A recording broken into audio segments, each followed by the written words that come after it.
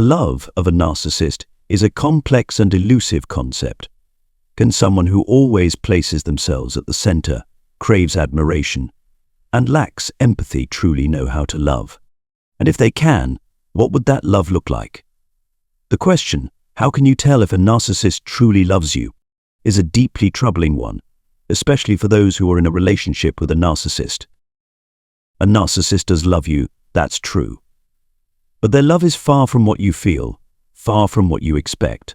They love you in their own way, selfishly and calculatedly. They love you because you fulfill their needs, because you obey, because you satisfy them.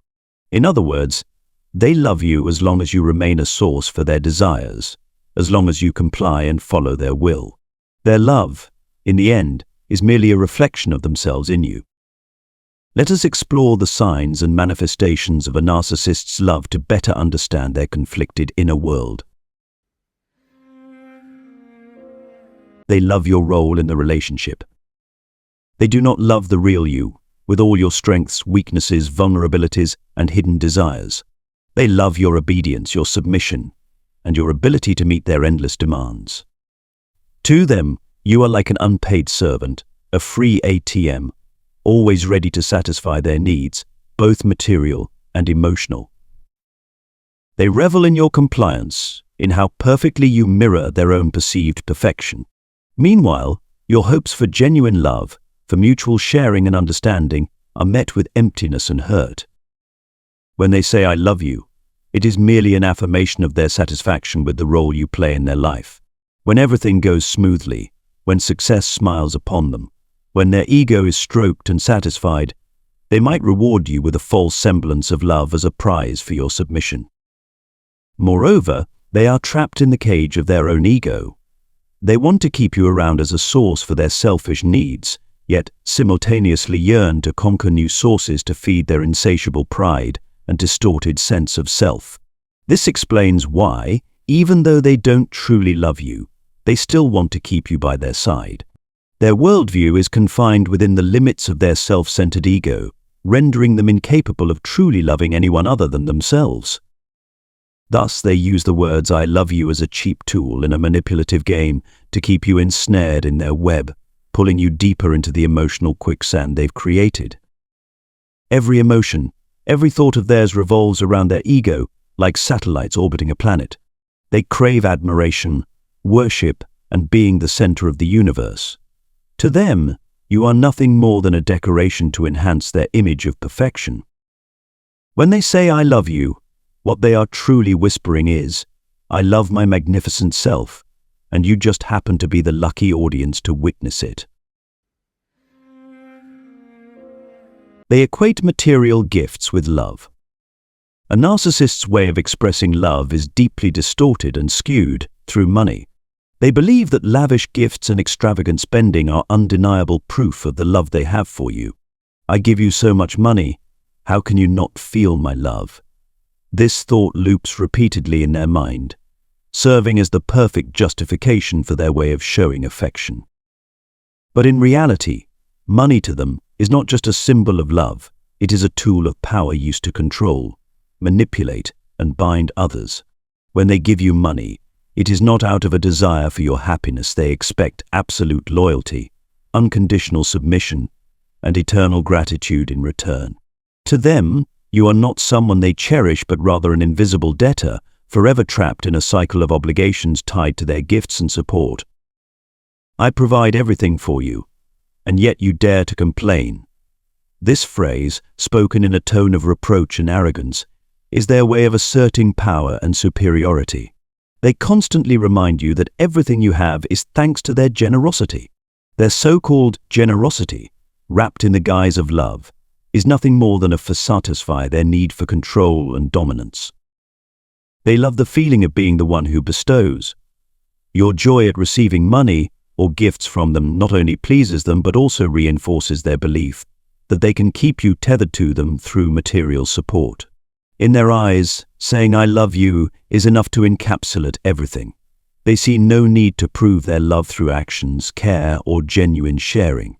To them, those three sacred words are a free pass to justify all selfishness and irresponsibility. This is a profoundly warped and harmful form of love. It does not bring true happiness, but instead creates entrapment, exploitation, and the suffocation of the other person's self-worth. When love is turned into a transaction, when money replaces emotions and sincerity, all that remains is emptiness, loneliness, and a relationship that cannot truly be called love. Narcissists often prefer casual or long-distance relationships. Narcissists are often drawn to casual relationships or long-distance love, as these arrangements perfectly align with their needs and complex nature. To them, commitment is not a sign of genuine love, but rather a burdensome obligation that threatens to confine them. They are not looking for long-term companionship or deep emotional connection.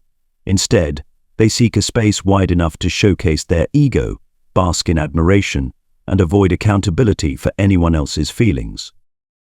As relentless attention seekers, narcissists find it difficult to feel satisfied with admiration and praise from just one person.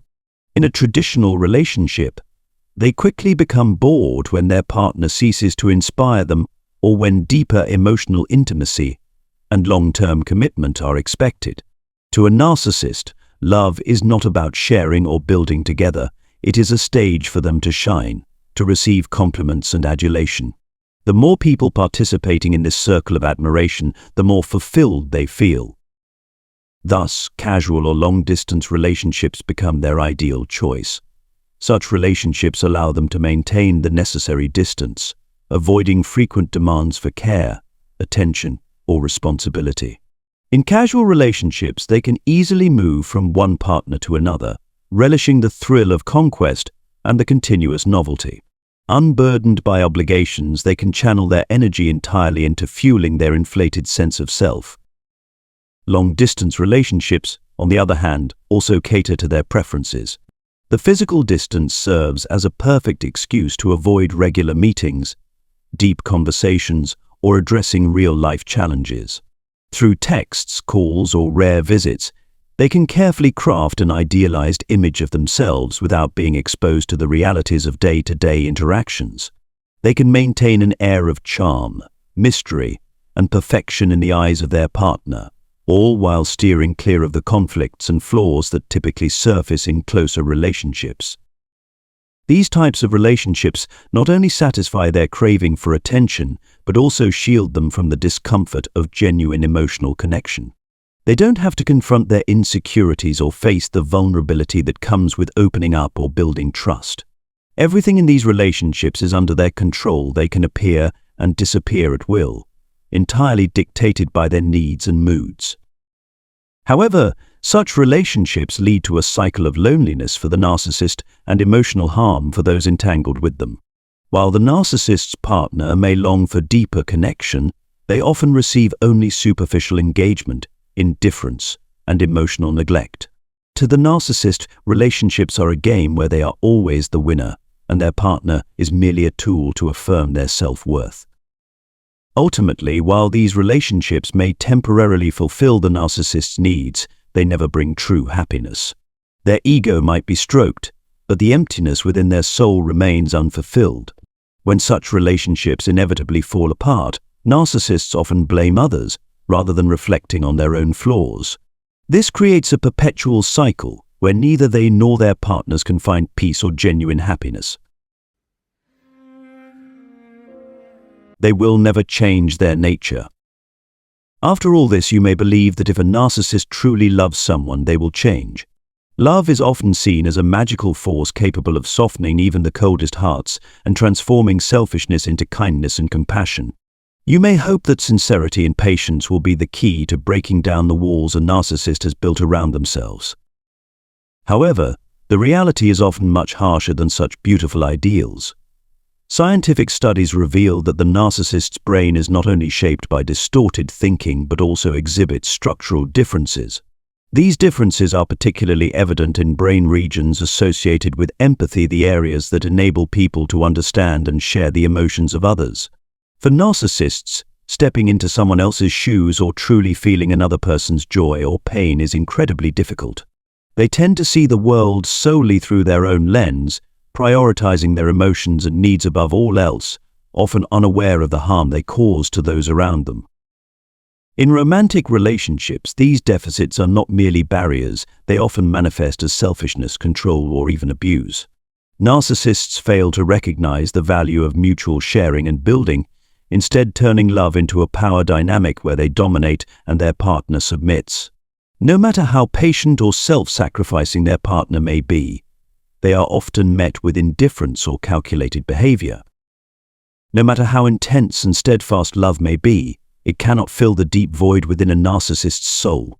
Their issues are not just emotional but deeply rooted in psychology and biology, things love alone cannot fix. Hoping they will change because of love is a beautiful but dangerous illusion.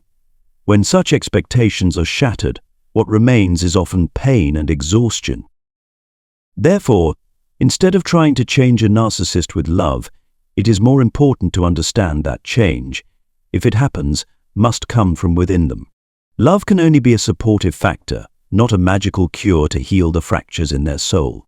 Accepting this truth does not mean losing faith in love, but recognizing its limits to protect yourself from unnecessary hurt.